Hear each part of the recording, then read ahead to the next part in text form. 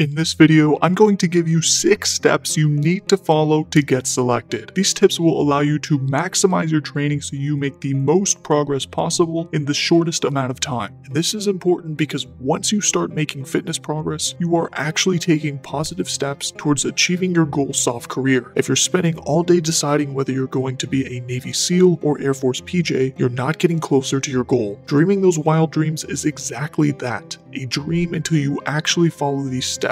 Remember, your task is getting in shape so you can get selected. Your top priority is not figuring out what happens on day 3, hour 4 of selection, or whether you can bring comic books to airborne school. Many of you will hear what I say in this video and comment things like person X just showed up, or my friend just ran 5 miles a day and did push-ups before bed and made it. I see these comments and I laugh because it's like, right, you're not that person. Some guys are just built different with iron wills who will redline every rock, run, and will eat whatever punishment comes their way, no matter what. But as a coach who's worked with nearly 100 guys, I can't count on them or you to be the 1 in 100 guy who shows up untrained to selection and makes it. In 99% of cases, you don't rise to the occasion in the face of adversity. You actually sink to the level of your training, and that's why this video is so important. If you are that guy who wants to roleplay as David Goggins, go ahead and show up in your current condition. You can skip this video. If you're a regular guy who wants to get selected, you need to follow these steps to the T. A lot of them may sound basic, but I promise you, you're not doing them, or at least you're not doing all of them right. One of the most powerful tools in achieving any long-term goal,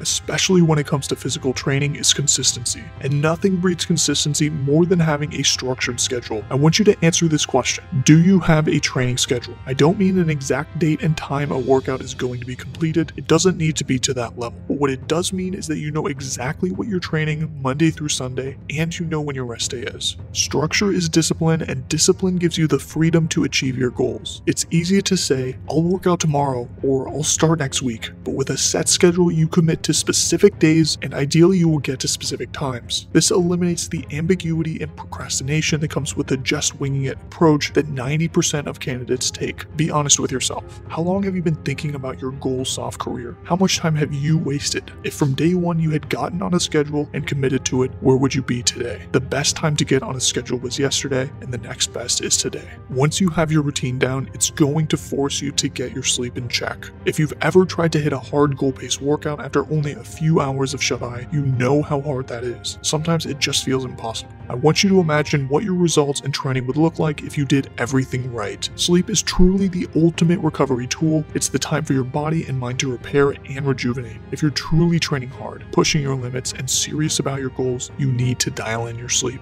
I want you to focus on these 3 simple steps to improve your sleep, which will ultimately improve your performance. 1 is consistency. Just as you have a training schedule, you need to have a sleep schedule. At minimum, you need to have a bedtime. Over time, if you're consistent, your body will automatically start to wind down at this time, and it will get easier. 2 is stop using stimulants after noon. Imagine you're gearing up for a 12-mile ruck and someone adds 40 pounds to your rucksack. Consuming caffeine within 8 hours of bed does exactly that to your sleep. And besides, if you get restful sleep at night, you won't need pre-workout in the first place. 3rd is limit your screen time. You've already heard this before, but when your eyes see that glow from your screen, it tricks your body into thinking it's daytime. If you're not able to cut screen time out before bed, I challenge you to at least move your phone out of your room and never look at a screen in bed, morning or night. Once you have your routine and your sleep in check, it's time to make sure that your effort is on point, and the best way to guarantee that is through progressive overload. I had an athlete come to me for coaching with this defeated attitude about his squat. All of this was over text, but I could tell he had doubts about improving his strength. When we did the baseline assessments, I watched a video of his squat, which he said was hard, and it just came right up. It wasn't a super smooth squat, but he definitely had 2 to 3 more reps. He just didn't know how to push it. This is where so many guys trip up. I see it so often that guys get stuck in a routine of running 400s at a 6-minute mile pace or squatting just under 225 pounds for reps, but they never think to try to just see what happens if they push or go a little bit more fast. When you do push yourself, and this isn't in every session, it should be your all, but when you do have a max effort set or max effort run, you should be giving it your all.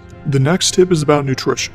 Now, I'm agnostic on all these fad diets and really don't care so much what you're eating so long as it's working for you. What I do care most about is eating foods that align with your body. You've gone to the gym to do heavy squats or lined up for a timed 2-mile run, and you've probably felt that sloshing feeling in your stomach and you've known it was going to be a bad session. You need to have foods that sit well, energize you, and don't act as a distraction. Beyond that, eat what it takes to achieve your goals, hit a solid protein target since you're pushing your body to its limit, breaking down your muscles. It goes without saying that if you want to gain weight, eat more, and if you want to lose weight, either move more or eat less. Let's be honest, there are guys who get selected with subpar sleep schedules, poor diets, and suboptimal training.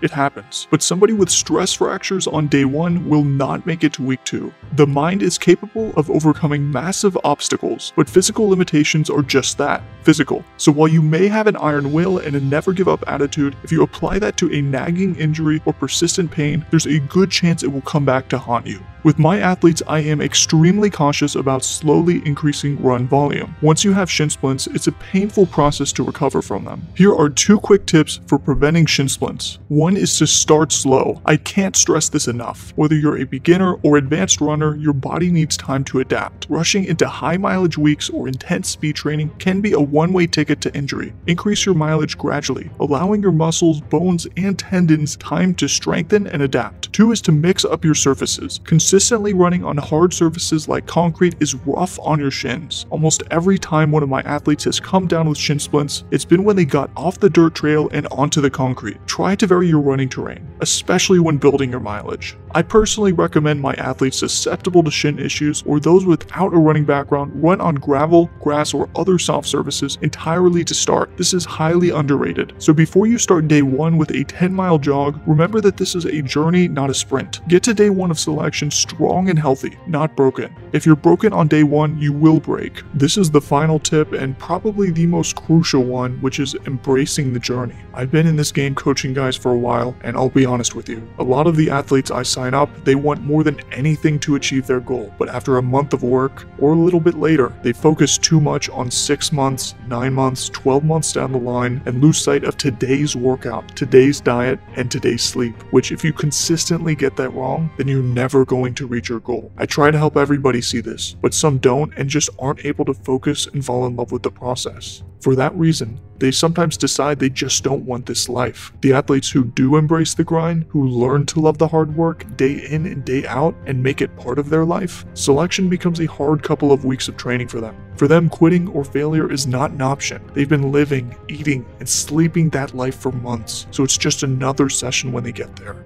Before closing this video, I want to give you a practical recommendation on how to avoid burnout. A lot of people wonder how someone can be so consistent and work up to an 18-minute 3-mile with a 275-pound bench press, 335-pound squat, and 435-pound deadlift. What most people don't see is that the athlete did not start by training 10 times per week. You start slow with something simple that you can accomplish. Get quick wins, build a routine, follow the steps in this video, and then add a little bit more week after week. Over time, making these small steps turns into major leaps in performance. An athlete I've been working with about a month just told me he has people asking him if he's on performance enhancing since he just started doing my training in the past several weeks. He's an incredibly hard worker, but the magic is not an injection or pill that you take every day. It's the work that you're doing day in and day out that will make you successful 6 months from now. If you follow these steps, you will be successful. Leave your training questions in the comments.